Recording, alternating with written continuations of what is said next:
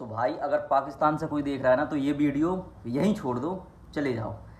क्योंकि आपको अगर लगता है कि भाई ऑपरेशन सिंदूर के बाद सब ख़त्म हो जाएगा, सब सुलह मशवरा हो जाएगा, तो ये गलत हो। क्योंकि जो इंडिया में बैठा है ना वो बहुत टेढ़ी बुद्धि का आदमी है। अभी ऑपरेशन सिंदूर हुआ है, अभी कानों के झुमके, मंगलसूत्र सब करवाएगा, तुम्हें लहंगा पहना के नचवाएगा वो, यकीन मानो। और ना नचवाया तो कहना।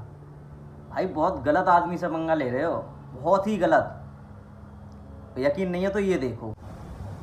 दोस्तों 22 अप्रैल को पहलगाम आतंकी हमले के बाद एक आतंकवादी ने हमारी हिंदू बहन को कहा था कि जाकर मोदी को बता दे। बता दिया भाई, बता दिया आपको। भारत ने पूरे पाकिस्तान को बता दिया कि भारत क्या कर सकता है। सिर्फ 25 मिनट के अंदर भारत ने पीओके और पाकिस्तान में 24 मिसाइलें दागकर 100 के करीब जिहादियों को क्या कर दिया राहुल जी, खत्म। मरने वालों में आतंकी मसूद अजहर के परिवार के लोग भी शामिल हैं। ये बात भारतीय मीडिया नहीं बल्कि खुद बीबीसी बता रहा है। हमले में मसूद की बहन, बहनोई के अलावा उसके भांजे भांजी सब मारे गए। सुना है ये रो रो कर ये बोल रहा है कि काश मैं भी मर गया होता तो बेहतर। भाई ख्वाहिश पूरी करेंगे, इंसान हमको सुन रहा है, करेंगे ख्वाहिश पूरी। बता देते हैं कि ये ख्वाहिश भी आपकी पूरी कर दी जाएगी, लेकिन इतनी जल्दी नहीं। अभी तो पूरे मुल्क का जनाजा देखना भाई।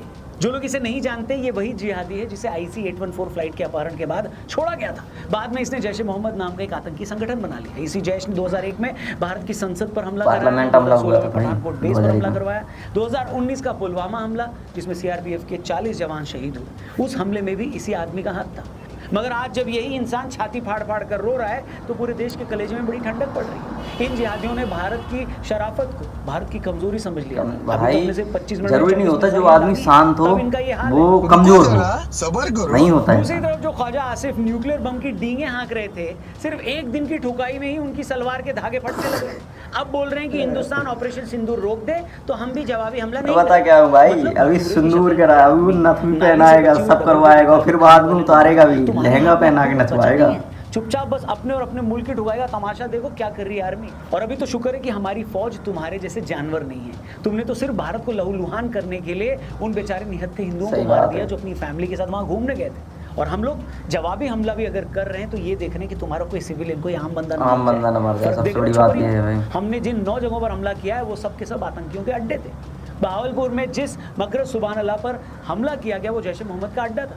मुरिक्के में जिस मकर तैयबा पर हमला किया गया वो लश्कर का अड्डा था। सियालकोट में जिस महमूना जोया पर टारगेट किया गया वो हिजबुल मुजाहिदीन का ठिकाना था। इसके अलावा बाकी के 6 जगहों पर हमले हुए हैं, सब के सब जल्लादों के घर थे। जल्लादी हैं वो। परफेक्ट थे कि जहां हमला किया गया उसके अगल बगल की किसी बिल्डिंग को नुकसान भी नहीं हुआ। ये देख देख कर ही पाक फौज सटीक मारा कि उनके पिछवाड़े वाली घुस गया वो पसीना। उन्हें लग रहा है कि अगर भारतीय आर्मी के पास ये ताकत है तो ये लोग तो दिल्ली में बैठकर हमारे बेडरूम में मिसाइल छोड़कर हमें मार सकते हैं। तो जो तस्वीरें पाकिस्तान से आ रही है ना दोस्तों, उसे देखकर आप ये समझ जाएंगे कि कैसे पूरे मुल्क की सलवार गीली हुई पड़ी है। आप देखिए मस्जिद से ऐलान हो रहा है कि घरों को छोड़कर भागिए। लोग अपनी खटारा मोटरसाइकिलें लेकर भाग रहे थे। भाई वो नई भी होती है, नई जैसे लेके आता ना तो वो भी खटारा ही लगती है, खटारा ही भगदड़ मच जाती। उन्हें लगता है कि घर में गए तो मारे जाएंगे, बाहर निकले तो मारे जाएंगे।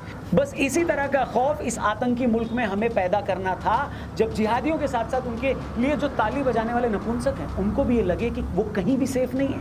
उन्हें भी समझ में आ जाए कि अगर हम एक हिंदू को मारेंगे तो उसके बदले भारत सरकार पूरे के पूरे पाकिस्तान की लंका लगा देगी। और जैसा कि मैंने कहा कि अभी तो पार्टी भाई लंका लगा देंगे। अगर श्रीलंका की लंका लगाई तो क्या बोलेंगे। आपको बताते हैं कि इंडिया ने लंका की लंका लग गई। तो अभी तक जो खबरें हैं, भारत ने इसमें राफेल लड़ाकू विमान का इस्तेमाल, वो बीच में बांग्लादेश भाई बोल रहा था, ये लिटरली कह रहा हूं भाई शांत हो जाएगा। अब बांग्लादेश किया गया, ये मिसाइल 500 किलोमीटर दूर तक के टारगेट को पिन पॉइंट के साथ हिट कर सकती है। मीडिया रिपोर्ट्स के हिसाब से हमले में हैमर बम का भी यूज किया गया। ये एक स्मार्ट बम है जो GPS और लेजर गाइडेड टेक्नोलॉजी से लैस है। इसकी खासियत ये है कि अगर कोई चीज मूव कर रही है तो ये उस मूविंग ऑब्जेक्ट को भी हिट कर देता है। हमले से पहले टारगेट को आइडेंटिफाई करने के लिए IAI हेरोन ड्रोन का यूज किया गया। ये मेड इन इजराइल UAV है जो टारगेट को आइडेंटिफाई करता है और हमले से पहले उसकी परफेक्ट पोजीशन बताता है। मतलब सिर्फ 25 मिनट के हमले में पाकिस्तान को बता दिया गया है कि हमारी ताकत क्या है, 25 मिनट में ही पाकिस्तान की औकात क्या है। हम शेर हैं तो हमारे सामने वो एक घबराए हुए मेमने की तरह है जिसका शिकार ये शेर जब चाहे तब जहां चाहे वहां कर सकता है। इस हमले के साथ पाकिस्तान में उन लोगों की खुजली भी दूर हो गई है जो 5 साल से पुलवामा के बाद भारत की सर्जिकल स्ट्राइक के सबूत मांग रहे थे, जो उरी के बाद हमारे कमांडो ऑपरेशन के सबूत पाकिस्तान ने भी जो सर्जिकल स्ट्राइक के बाद कि हाँ भाई इस बार भारत ऑपरेशन सिंदूर हुआ है, ये हासिल भी पूरी कर देते।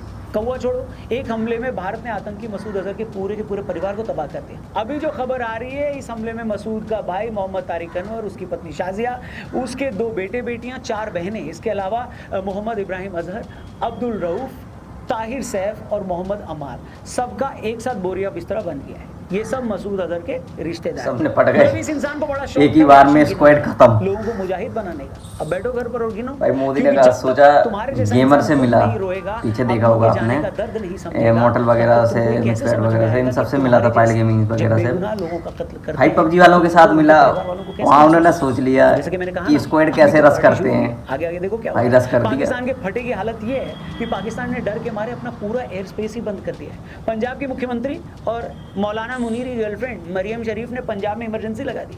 हालत देख रहे हो इनकी, सिर्फ 25 मिनट की पिलाई में इन्होंने अपने सबसे इमरजेंसी पेल दी, स्कूल बंद कर दी। सोचो जरा, एक हफ्ता और अगर ये वॉर, ये लड़ाई चलती है, हमले चलते हैं, तो पाकिस्तानी फौज तो हथियार छोड़कर मुजरा करने लगेगी नहीं?